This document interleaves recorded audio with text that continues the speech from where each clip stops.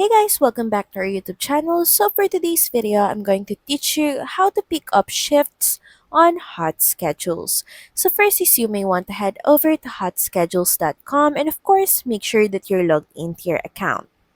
Next is make sure that you're on the My Schedule page, and to do that, just click on the block icon found at the top left corner of your screen just beside Hotschedules. Next is click on Home. Then click on My Schedule. Now from the My Schedule page, switch to Available Pickup. Here you can see all the shifts available that you can pick up. Just click on the specific shift that you would like to pick up. Then a pickup request window will then pop up.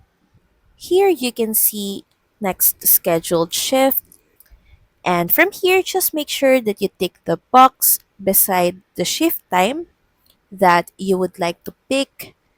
Then once done, head over and click on Request Pickup.